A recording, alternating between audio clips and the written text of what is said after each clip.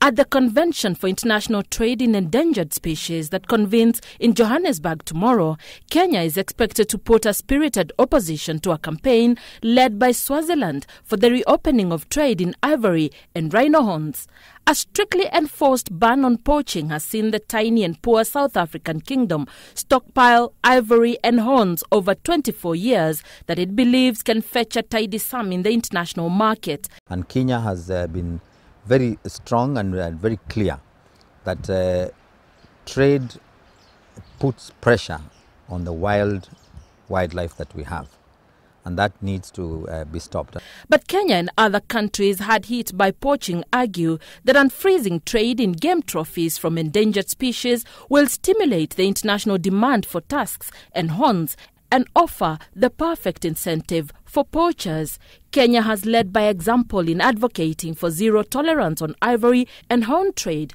For instance, this bonfire from tusks was hailed as the largest ever witnessed in Africa's history. The flames were a symbolic scorching of the appetite for ivory and horns for Kenya's elephants and rhinos, whose slaughter was fueled by increasingly sophisticated poachers and a huge international demand.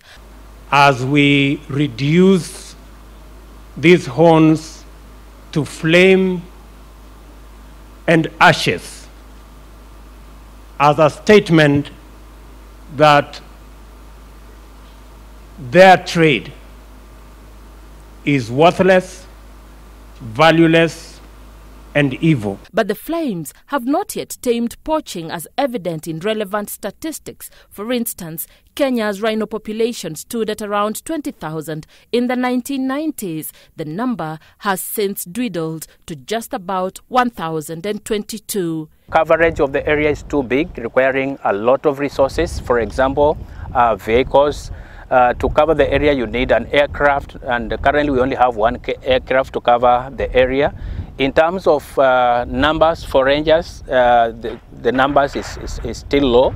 Tsavo National Park is especially badly hit. In 2011, it had 58 rhinos. Now, only 13 roam the wild. Rhinos are poached for their horn, and by having the animals in a smaller area of 100 square kilometers, which is the sanctuary that we are establishing now, we think that we'll be able to provide closer monitoring and security.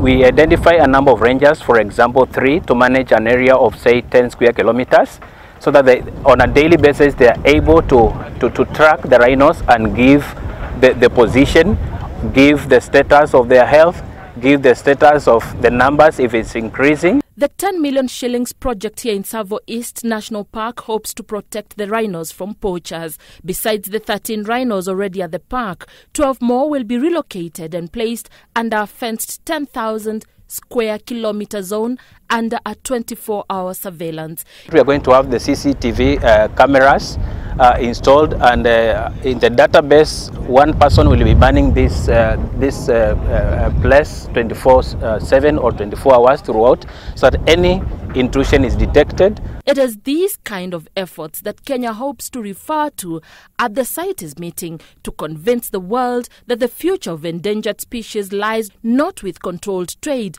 but a blanket global intolerance to buying or selling their products. For Citizen Weekend, I am Anne Mawathe.